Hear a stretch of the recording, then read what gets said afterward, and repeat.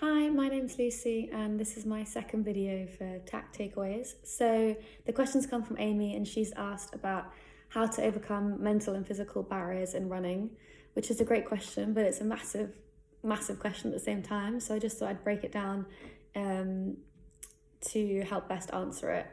And for the mental barrier side, I was thinking about approaching this in kind of the two main categories that I think about in terms of the mental challenges that I've faced. So the first one being those negative thoughts that you might have associated with a session or a run, which happened before you even started, so kind of unrelated to how you're experiencing it physically.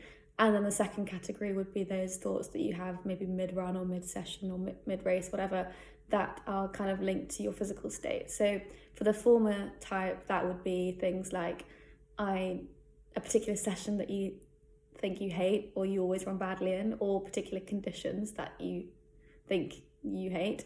So for me, it used to be, at least, like, I really don't like running when it's really windy for whatever reason. I think in my head I sometimes think it affects me more than others. It clearly doesn't.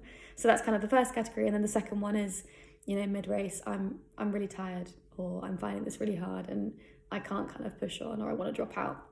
So on the first type, I guess the main thing to do is kind of be aware that you have those tendencies and identify them. So if you know that you have a particular session that you have negative thoughts associated with it, then just being aware of that makes it easier, I think, to work on. The second thing I'd say is identify the kind of real cause of where those thoughts are coming from. So it's probably not that there's one session that you're bad at or that there's a particular terrain that you perform worse on. Generally speaking, it's probably more likely that maybe there was one bad experience that you had, or kind of, for me, I when I thought this through, there was a really bad session that I did on a really, really windy day a few years ago. And I think from then I've just decided that I don't like running in the wind, when actually, if I think back to that day, I think I was probably just tired from the week. I probably hadn't eaten a big enough breakfast, that kind of thing. Like, there's other drivers that I'm just mentally associated with the conditions, which isn't kind of a rational thing to do and a rational thing to carry forward. The other thing I'd say is, if you have this kind of negative energy towards the session, then you can try and channel that to kind of direct that energy towards what you put into the session, and actually channel it in a positive way. Think, rather than thinking I can't do this, set yourself the challenge of, okay, well, I can do it better than I did it last time, and channel that into the session instead. And then I guess over time you can build resilience to that. So and over time you can work on kind of improving those negative associations that you might have, and I guess build resilience through time. And then I'd just also say, don't be too harsh on yourself. Like, if you have a bad session, it doesn't matter.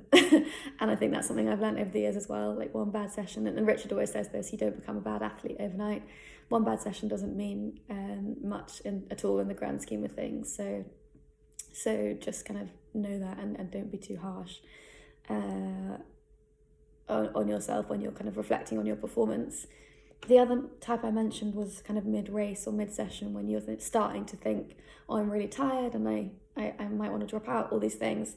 And for that, much the similar approaches apply, I guess, from my perspective. But I just think particularly important for this, just to retain a really positive mindset and retain your self-belief and confidence. And I've definitely had the best runs of my life when I've been in a position that I felt confident, and that kind of helps you override those negative thoughts when they crop up in the race. And I'm sure they do for everyone. Like, in one race you'll go through tough patches where you're finding it difficult, and if you can kind of overcome those harder points and push on, chances are you'll be happy with the result. So yeah, I think having a really firm self-belief that you can do this obviously helps. And actually, there's been a lot written and a lot said about how critical positive mental mindset is, and being confident in your own potential.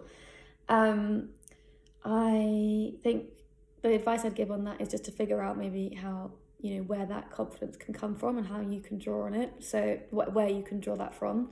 So for me, a few things, like I know that if I'm moving through the pack as opposed to kind of dropping back through the pack, that really helps to kind of reaffirm positive belief, and that probably helps propel me more, and it helps drive momentum more. So I always want to be in a position where I haven't necessarily gone off too fast, but I can build through the pack. The other thing I'd say, and people often shout this in races, but just focus on the person in front of you. So basically break down the situation that you're in into more manageable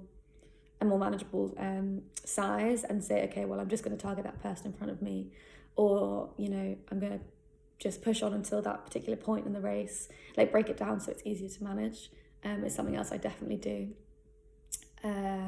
as part of my approach to racing. And then I'm just thinking about what else I was going to mention. Also, you've got to think about, from my perspective, I'm a hugely competitive person, so that competitive drive is something that I lean on if I'm finding a point in a race difficult. So if someone does come past me, I try and drive that kind of, oh, why is she coming past me, into a positive way, and say, well, I'm not going to let someone else come past me, or I'm going to make sure I catch up to her at this point. Like, channel it to drive you on, rather than channeling it in a negative way to say, oh, well, she's overtaken me, and what's the point, kind of thing.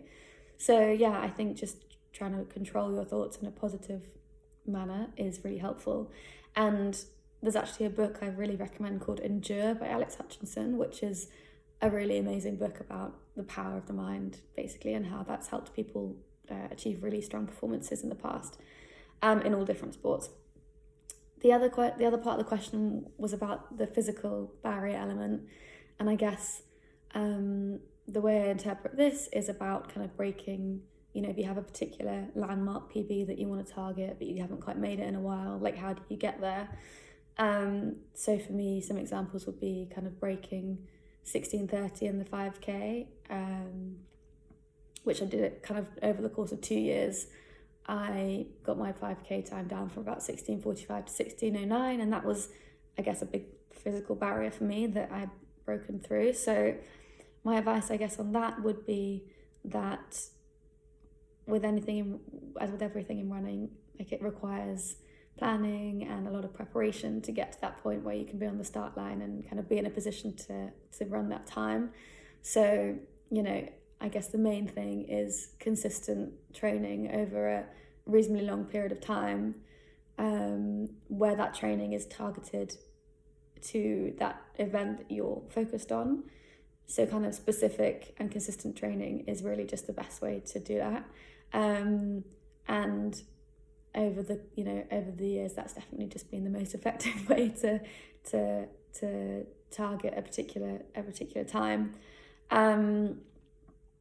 And yeah, as I mentioned, kind of tailoring your training to that specific goal is also helpful. So, Richard will set us very different sessions in the build up to 5K races than he will to the build up to a half marathon, for example. So just making sure that you're aware of that goal or barrier that you want to break, and then being targeted to it in your training. So yeah, this is a long video, so I'll leave it there, but I hope that's been helpful.